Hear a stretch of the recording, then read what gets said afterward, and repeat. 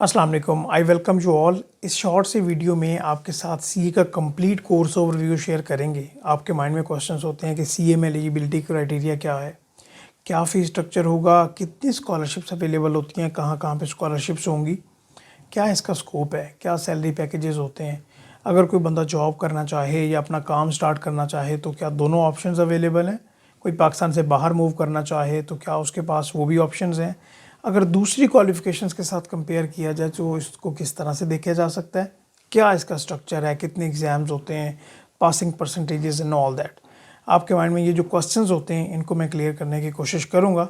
तो आपके रिक्वेस्ट है कि चैनल भी आप ज़रूर सब्सक्राइब कर लें।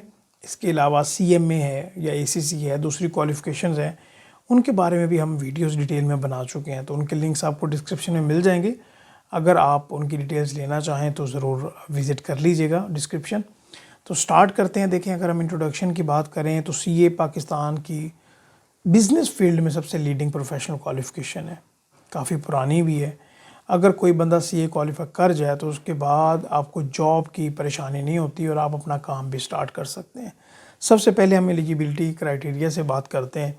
देखें, इंटरमीडिएट अगर आपने पास कर लिया तो आप इसमें एडमिशन ले सकते हैं, बट यहाँ पे परसेंटेज की ख़ास बात है। और अगर आपने इंटरमीडिएट का बैकग्राउंड है, मेडिकल, इंजीनियरिंग, उसके कॉमर्स है या कोई भी है, तो परेशान होने की ज़रूरत नहीं है। बिल्कुल ज़ीरो से स्टार्ट किया जाता है सब कुछ पढ़ाना।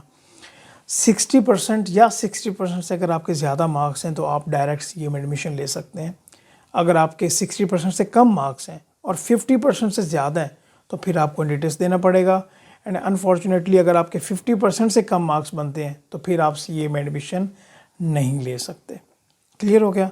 अभी हम बात कर लेते हैं जी इसके क्या लेवल सिस्टम होता है या एग्ज़ाम्स क्या होते हैं। बाकी मैं आपको फ़ी स्ट्रक्चर, स्कॉलरशिप्स के बारे में डिटेल में बताता हूँ। देखें जी, टोटल इसके हैं 4 लेवल्स। पहला लेवल है पीआरसी, इसमें 5 एग्ज़ाम्स होते हैं। पाँचों के पाँचों एग्ज़ाम जो हैं वो एमसीक्यूज़ बेस होते हैं, कंप्यूटर बेस होते हैं, जो कि इजीली पास किए जा सकते हैं। इसमें पासिंग जो रिज़ल्ट है वो काफ़ी ज़्यादा बेहतर है। जिस तरह लेवल बढ़ता जाता है उसी तरह से डिफ़िकल्टी लेवल भी बढ़ेगा। लेवल 2 कैफ कहा जाता है लेवल 2 को, और इसमें टोटल 8 एग्ज़ाम्स हैं। जब आप ये दोनों लेवल पास कर लेते हैं, पहला लेवल 5 पेपर, दूसरा लेवल 8 पेपर, तो फिर आपने 3.5 साल की ट्रेनिंग करना होती है। ये ट्रेनिंग आप ऑडिट फर्म्स में भी कर सकते हैं, कुछ कंपनीज़ है वहाँ पे भी कर सकते हैं जहाँ पे आप काम सीखते हैं। ठीक है। इस दौरान आपको कुछ स्टाइपेंड भी दिया जाता है जो कि वेरी करता है, हर साल बढ़ता भी रहता है। कोई 18-20 हज़ार से लेके कोई 60-70-75 हज़ार तक जाता है जैसे आप अपने नेक्स्ट पेपर पास करते जाते हैं। तो यहाँ पे प्लस पॉइंट ये है, मैं ये तो नहीं कह रहा कि आप इंटरमीडिएट के बाद आपने 1.5-2-2.5 साल में ये पेपर पास किए फिर आपको कुछ ना कुछ अर्निंग्स भी होने लग गई। फुली आप अपने आप को सपोर्ट नहीं कर पाएंगे तो कुछ ना कुछ अपनी स्टडीज़ को सपोर्ट ज़रूर कर पाएंगे, जो कि बाकी कहीं पे आप ऐसा नहीं देखेंगे। क्लियर हो गया। अभी बात कर लें कि आप ट्रेनिंग में चले गए और ट्रेनिंग के दौरान आपने फर्दर 8 पेपर पास करने हैं। लेवल 3 में 6 पेपर होते हैं और लेवल 4 में 2 पेपर होते हैं। ये टोटल हो गया जी 4 लेवल्स और टोटल 21 एग्ज़ाम्स बनते हैं। ज़रूरी नहीं है कि आप ट्रेनिंग के दौरान ही सारे पेपर पास करें, बाद में भी किए जा सकते हैं, लेकिन कर लेंगे तो आपका ज़्यादा बेनिफिट होगा। ठीक है, क्लियर हो गया जी यहाँ तक।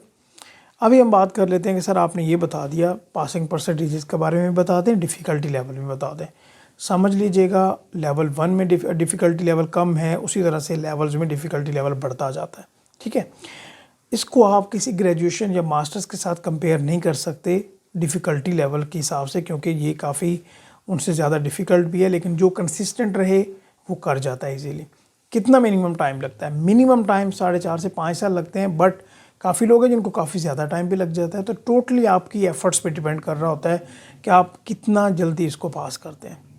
ठीक है, अभी बात कर लें कि फ़ी स्ट्रक्चर, स्कॉलरशिप्स। इससे पहले मैं आपको ज़रा एडमिशन के बारे में बता दूं। देखें, जैसे आपका इंटरमीडिएट में बोर्ड था, फैसलाबाद बोर्ड है या लाहौर बोर्ड है, वहाँ पे आपने अपना दाखिला भेजा, admission as a student register हुए और आप किसी कॉलेज से आपने स्टडी किया, तो यहाँ पे भी ऐसे ही होगा। आपने अपना एज अ स्टूडेंट रजिस्ट्रेशन करवानी है आई कैप में। यहाँ पे आप आई कैप के स्टूडेंट रजिस्टर हो गए और फिर आपकी अपनी चॉइस है, चाहे आप ऑनलाइन स्टडी करें, फिज़िकली किसी कॉलेज में करें, ऑनलाइन करें, प्राइवेट ट्यूटर हायर करें, आई कैप को गर्ज है कि आप अपने पेपर पास करें। इसमें ये नहीं होता कि जिस तरह इंटरमीडिएट में होता है ना कि इस कॉलेज में ले लीजिए एडमिशन, लेकिन उसमें तो आप ले नहीं सकते कि एडमिशन के उसमें मेरिट सिस्टम है, आपके 95% या 90% मार्क्स होने चाहिए, ऐसी बात नहीं है। तो फ़ीस स्ट्रक्चर की अगर हम बात करें तो ये डिपेंड करता है। मैं आपको लमसम फ़ीस स्ट्रक्चर के बारे में बता देता हूँ कि चार्टर्ड अकाउंटेंसी में जो आपके एक्सपेंसेस हो जाएंगे एग्ज़ाम फ़ी को देने, एग्ज़ाम फ़ी, ट्यूशन फ़ी, जो आपके एक्सपेंसेस हो जाएंगे वो आपके हो जाएंगे 6 लाख से लेके 8 लाख तक। और ये वेरी करता है कॉलेज टू कॉलेज। कुछ कॉलेजेस की फ़ी कम होती है, कुछ कॉलेजेस की फ़ीस ज़्यादा होती है। स्कॉलरशिप्स की बात करें तो आपको आई कैप भी स्कॉलरशिप प्रोवाइड करता है, जो इदारा है जो सीए को मैनेज कर रहा है। अच्छा, किस तरह की स्कॉलरशिप्स होती हैं? अगर आपने बोर्ड में पोजीशन ली है तभी भी आपको स्कॉलरशिप मिल सकती है। अगर आपके अच्छे मार्क्स आए इंटरमीडिएट में तो फिर भी आपको स्कॉलरशिप मिल सकती है। इसके अलावा जो कॉलेजेस हैं वहाँ पे भी आपको स्कॉलरशिप प्रोवाइड की जाती है। तो आपके पास स्कॉलरशिप के मौके होते हैं, लेकिन ऑब्वियसली कॉलेजेस में आपको अच्छी तरह नेगोशिएट करना पड़ता है।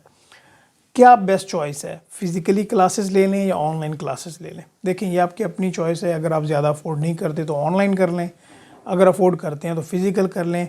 2, 4, 5 कॉलेजेस विज़िट करें, उनकी फैकल्टी विज़िट कर लें, आप उनके देख लें कि किस तरह का माहौल है, फ़ी स्ट्रक्चर क्या है, उसके अकॉर्डिंगली आप डिसाइड कर सकते हैं। क्लियर हो गया जी? यहाँ तक मैंने आपको फ़ी स्ट्रक्चर के बारे में बता दिया, स्कॉलरशिप्स के बारे में बता दिया, जिससे आपके एक्सपेंसेस काफ़ी ज़्यादा कम हो जाते हैं। ठीक है, अगर हम इसको दूसरी प्रोफेशनल क्वालिफ़िकेशंस के साथ कंपेयर करें, जिस तरह ACCA है या CMA है, तो ऑब्वियसली पाकिस्तान में CA का स्कोप काफ़ी ज़्यादा बेहतर है। आप कोई भी एक ऐसा बंदा नहीं देखेंगे जो कि CA क्वालिफाई कर गया और वो जॉबलेस हो। इसमें आप जॉब भी कर सकते हैं, इसमें आप अपना काम भी स्टार्ट कर सकते हैं, बिज़नेस की सर्विसेज प्रोवाइड करें। जो आपने 3.5 साल में सीखना है वही आप बिज़नेस की सर्विसेज प्रोवाइड कर सकते हैं। इसमें मेजर सेगमेंट्स क्या होते हैं ये इंपॉर्टेंट है। देखें जी, इसमें सबसे ज़्यादा आप देखेंगे ऑडिट में, फिर आप देखेंगे टैक्स में, फिर आप देखेंगे एडवाइजरी में, फिर आप देखेंगे ERP में, फिर आप देखेंगे बाकी जो बिज़नेस की छोटी छोटी सर्विसेज होती हैं। तो ये इसके मेन सेगमेंट्स हैं। इसमें आप पढ़ते क्या हैं और जो भी आपको पढ़ाया जाता है बिल्कुल ज़ीरो से पढ़ाया जाता है, जिस तरह मैं आपको ऑलरेडी बता चुका हूँ। तो इस बारे में परेशानी लेने की ज़रूरत नहीं है। अभी अगर इसकी स्कोप की बात करें तो स्कोप इस तरह से है कि पाकिस्तान में जो फ्रेश क्वालिफाइड बंदा है उसका जो सैलरी पैकेज है पर मंथ वो 1 लाख, 1.25 लाख, 1,30,000 ये आज की डेट में ये चल रहा है। ठीक है, जिस तरह से एक्सपीरियंस बढ़ता जाता है उस तरह से सैलरी पैकेजेस में भी काफ़ी इजाफा होता है। ऐसे भी लोग हैं जो कि काफ़ी ज़्यादा सैलरी, हाई सैलरी पैकेजेस पे काम कर रहे हैं, लाइक 10-10 लाख से भी ज़्यादा, लेकिन उनका एक्सपीरियंस भी काफ़ी ज़्यादा है। अगर अपना बिज़नेस स्टार्ट करते हैं, अपनी फर्म बनाते हैं, तो उसमें ऑब्वियसली पहले आपको स्ट्रगल करना पड़ती है, लेकिन बाद में जो आपको फ्रूट्स मिलते हैं वो काफ़ी ज़्यादा बेहतर होते हैं। ठीक है, अच्छा, पाकिस्तान से बाहर इसका किस तरह से स्कोप है और क्या मूव भी किया जा सकता है, मैं आपको ये बताता जाऊँ कि ख़ास तौर पे गल्फ़ कंट्रीज़ में, गल्फ़ कंट्रीज़ जिस तरह UAE, दुबई, सऊदी अरेबिया, ये कंट्रीज़ हैं, और इसी तरह कनाडा, ऑस्ट्रेलिया, ये बाकी जो कंट्रीज़ हैं यहाँ पे इनकी अच्छी डिमांड है। अगर कोई गल्फ़ कंट्रीज़ में मूव करना चाहे तो उनके लिए मसला नहीं है, वहाँ पे चार्टर्ड अकाउंटेंट्स को हायर कर लिया जाता है अगर आप अप्लाई करें, और पैकेजेस भी काफ़ी ज़्यादा बेहतर होते हैं। लाइक जो आप पाकिस्तान में पैकेज एक्सपेक्ट करते हैं उससे 3 गुना ज़्यादा आप देख सकते हैं पैकेज। कनाडा, ऑस्ट्रेलिया, यहाँ पे अगर कोई बंदा मूव करना चाहता है तो उसका क्या तरीक़ाकार हो सकता है? ऑब्वियसली कनाडा, ऑस्ट्रेलिया का अपना एक सर्टिफिकेट है, क्वालिफ़िकेशन है, CPA ऑस्ट्रेलिया है या CPA कनाडा है। तो यहाँ पे क्या हुआ कि आई कैप ने इनके साथ ना एक कोलैबोरेशन कर लिया, MOU कर लिया कि अगर आप क्वालिफाई कर जाएं और वहाँ पे मूव करना चाहें तो आपको एक आध एग्ज़ाम देना पड़ता है, और आप उनकी क्वालिफ़िकेशन लेके वहाँ पे भी आप अपनी सर्विसेज प्रोवाइड कर सकते हैं या अपना काम कर सकते हैं। तो आपके पास काफ़ी ज़्यादा फ्लेक्सिबिलिटी इस क्वालिफ़िकेशन में देखने को मिल जाती है। अच्छा, इसके अलावा आप ये कहेंगे कि सर ये सारी बातें हमें क्लियर हो गई हैं, अभी हमारा इंटरेस्ट और ज़्यादा बढ़ रहा है, तो आप यहाँ पे हमें और किस तरह से बता सकते हैं कि इस फील्ड को ज्वाइन किया जाए? तो मैं आपको ये बता दूं कि हमने काफ़ी ऐसे लोग हैं जो कि इंटरव्यूज़ किए हैं, जो कि पाकिस्तान में भी अपनी सर्विसेज प्रोवाइड कर रहे हैं, पाकिस्तान से बाहर भी अपनी सर्विसेज प्रोवाइड कर रहे हैं, जॉब्स कर रहे हैं, और काफ़ी ज़्यादा बेहतर पैकेजेस पे। तो आप हमारे चैनल पे अगर विज़िट करेंगे तो आपको इंटरव्यूज़ भी मिल जाएंगे, वहाँ से आपको बड़ा बखूबी अंदाज़ा हो जाएगा कि इस क्वालिफ़िकेशन की क्या डिमांड है। और बिज़नेस सेक्टर में मैं आपको बता दूं, बिज़नेस सेक्टर में आपकी प्रायोरिटी होनी चाहिए कि आप टॉप क्वालिफ़िकेशन की तरफ जाएं। क्या वजह है? अगर हम ग्रेजुएट्स जिस तरह बीकॉम है, बीएस अकाउंटिंग एंड फाइनेंस है, मास्टर्स है, इनकी बात करें तो ये एक हद तक बढ़ सकते हैं। उस हद से ज़्यादा बढ़ने के लिए आपको ऑब्वियसली प्रोफेशनल क्वालिफ़िकेशन का सहारा लेना पड़ता है। अगर आपकी ग्रेजुएशन या मास्टर्स है तो आप एक हद तक मैनेजर बन जाएंगे, उससे आगे आपका बढ़ना काफ़ी ज़्यादा डिफ़िकल्ट हो जाएगा। बट क्वालिफ़िकेशन के साथ आप CFO, CEO, most senior positions company की पर रीच कर सकते हैं। तो ये वीडियो है। इसके अलावा आपके माइंड में कोई भी क्वेश्चंस हों तो आप पूछिएगा, कोशिश करेंगे कि आपको हम गाइड कर सकें। थैंक यू सो मच, अपना ख्याल रखिएगा। अल्लाह हाफ़िज़।